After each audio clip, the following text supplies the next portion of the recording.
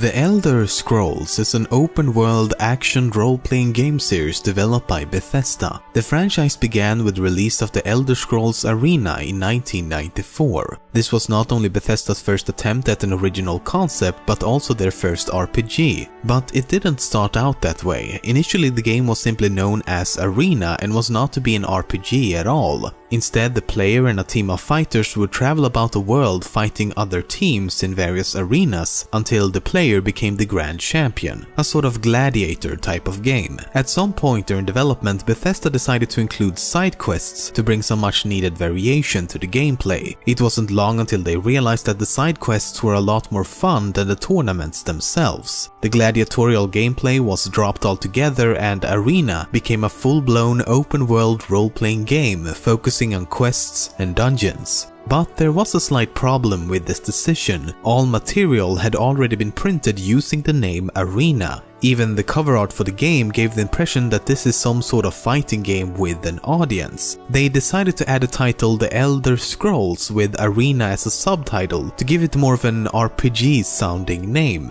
When it was first released in 1994, it wasn't exactly a success with only a couple of thousand units sold. But as time went on, the game spread through word of mouth and eventually became popular enough to get a sequel 2 years later in 1996. The franchise slowly grew in popularity with each new installment and is today one of the most popular video game franchises out there. Open-world RPGs are known to be quite expansive regarding both features and actual in-game world size. The Elder Scrolls 2 Daggerfall stands out from most other games because of its ridiculous and, some might say, unnecessarily vast map size. It's just over 160,000 square kilometers. To put that into some kind of perspective, that's almost the size of Florida in the US or 2/3 the size of the UK. I mean, if you think the world of Skyrim was huge, it's not even 0.03% of the size of Daggerfall. It would actually take real-time weeks to get from one side of the map to the other. But Daggerfall ain't got nothing on Arena though. Arena's map size is over 6 million square kilometers. As a comparison, Australia is roughly 7.5 million. It would likely take you several months trying to cross this world. The thing is that almost all of this was done using procedural generation and not by hand. So while these games are not exactly comparable to their finely tuned and handcrafted modern relatives, it is nonetheless an impressive feat for games released 2 decades ago. When Bethesda worked on Oblivion, they considered adding children to the game to make things more realistic. But this proved to be a very difficult decision because if you could kill children in the game, it would no doubt make for some extremely negative press. But if they made the children invincible, it would undermine the purpose of adding children in the first place, as it wouldn't be realistic. In the end, they decided to exclude children from the game completely. When development began on the next game, Skyrim, this dilemma was brought up once more, and this time they decided to include children in the game, but as most of us know, they were made invincible. However, this decision was most likely made very late into development, because if you use console commands or mods that disables their invincibility, you can actually kill them. But what's interesting here, and possibly morbidly so, is that the children actually make unique noises upon death. This could mean that Bethesda planned for this to happen at some point during development. Furthermore, if the player kills Braith, then Lars Battleborn, who was bullied by Braith, will thank you for doing so. I don't know what you did, but Braith won't even look at me now, so thanks! This is even though killing her would of course be impossible during normal gameplay, suggesting that this was at one point a feature in the game. In many Elder Scrolls games you will find subtle references to fish sticks. For example, in Morrowind there's this book called Captain's Guide to the Fishy Stick. In Oblivion, Maik the Liar has this to say: Maik wishes the stick made out of fishes to give to you. Sadly, he does not. If you approach Sheogorath in Skyrim, he also mentions fish sticks. Do you mind? I'm busy doing the fish stick. It's a very delicate state of mind. This all began back in 2001 on the official forums when a user started rewarding others with an image of a pirate holding a fish, or in this case, fishy stick. This practice soon spread outside of the website and grew to become a quite popular meme, and even continues to this day as a sort of greeting when welcoming new users to the forums. Bethesda took note of this and liked it so much that they decided to include fishy sticks in their games ever since.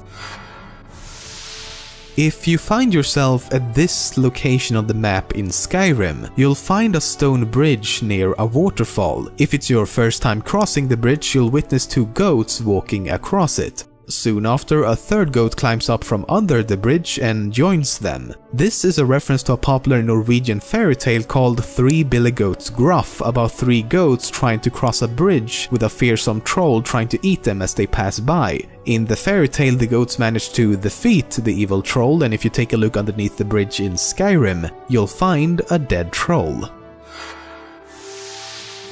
In the Elder Scrolls 3 Morrowind, there's an extremely well-hidden sword named Eltenbrand that can only be acquired if the player performs a very specific set of actions. First of all, you need the sword Goldbrand. You must then complete the quest Shashev's Key and then talk to Sir Lonwe. Before doing so, make sure you also have exactly 11,171 gold coins in your inventory. If everything was done correctly, a message will appear saying "Go to Hell, Carolina," and your Goldbrand has been replaced with the Eltenbrand sword.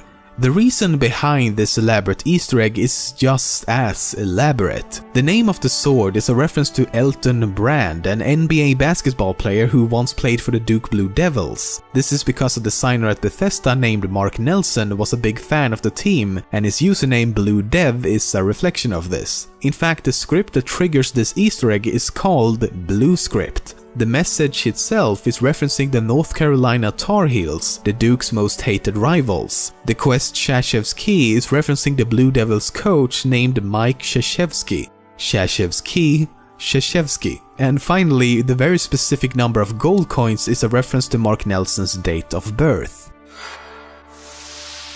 If you open the console in Skyrim and type COC Windhelm Pit Entrance, you will access a place known as the Windhelm Pit. This small arena of sorts was cut from the game for unknown reasons, but was to be used to get out of prison in Windhelm. To be released from prison, the player would have to fight various characters to gain his freedom. Back in early 2011, Bethesda announced on their blog that if anyone delivers a child on the day of Skyrim's release, 11/11/11, and then names him or her Dovahkiin, they would receive free Bethesda games for life. It's not entirely clear if Bethesda were being serious, but when it comes to fans of video games, there's usually someone out there crazy enough to actually do it. Thus, a boy was conceived on 11/11/11 and named Dovahkiin Tom Kellermeyer. And as promised, he and his parents will have free access to any past, present and future Bethesda-made games. During a quest in the Tribunal expansion for Morrowind, you're tasked with stopping a journalist from printing lies about the king. Once you track him down and talk to him, one of the dialogue options is "I'm looking for the Eye of Argonia." This is a reference to the title of the second Elder Scrolls Adventures game that was cancelled before release. It was supposed to be a direct sequel to Redguard, but as Redguard sold poorly, they focused on Morrowind instead. The character in the game is supposed to serve as an analog for Bethesda and how they lied about an upcoming sequel to Redguard. The lore in this franchise is vast. It's incredible how much thought has gone into creating this universe, reaching far beyond the scope of the games themselves. Each game takes place in one specific province on the continent known as Tamriel, the exception being the first game, Arena, which actually lets you explore the entire continent, and the Elder Scrolls Online will eventually encompass all of Tamriel as well. But Tamriel is only one of the continents on the planet Nirn. The other major continents and islands are Akavir, Atmora, Yukuda, Piandunay, Thras and possibly Aldmeris if it exists. Very little is known of these other continents and islands, but Tamriel and Akavir are said to be the two largest. The planet Nirn also has two moons called Secunda and Maser, which you've likely observed during some late night adventures. Personally, I used to be an adventurer like you, but then I took an air. Maser is the larger of the two, and Secunda is actually orbiting Maser and not Nirn itself. Nirn exists within the mortal plane known as Mundus. The Mundus was first conceived by a divine being known as Lorcan. But Lorcan could not create the Mundus alone, so he either convinced or tricked other immortals, known as Etada, to assist him in its construction. Those who helped to create the Mundus became known as Aedra, meaning our ancestors, and those who did not became known as Daedra, meaning not our ancestors. Some of the Aedra gave parts of themselves entirely to the creation of the Mundus and became the 8 planets and moons, also known as the 8 Diviners. In very simple terms, think of the Mundus as something similar to a geocentric solar system, just with, you know, a lot of magical stuff. Nirn is the center with the other 8 bodies either orbiting around it or in close proximity. Beyond the mortal plane, we find Oblivion. This is the home to the supernatural entities known as Daedra, those who did not want to create the Mundus and thus continues to exist within the realm of Oblivion. The immortal Daedra and the Daedric princesses are both feared and worshipped by the mortals within Mundus, a theme commonly explored throughout the franchise. The mortals on Nirn cannot actually see or detect Oblivion in any way. Instead, the realm is interpreted as the vast black nothingness of space. The only real indication that Oblivion exists are the stars, including the sun. These are in fact not stars in the common sense, but rather holes that go straight through the realm of Oblivion, reaching all the way to the realm of Aetherius. This realm is where the Aedra originate and is a sort of opposite of Oblivion. Aetherius is a realm of pure magica, and through the stars, or rather the holes, permit magic to reach the mortals on Nirn. And that's a very compressed version of the lore behind the Elder Scrolls.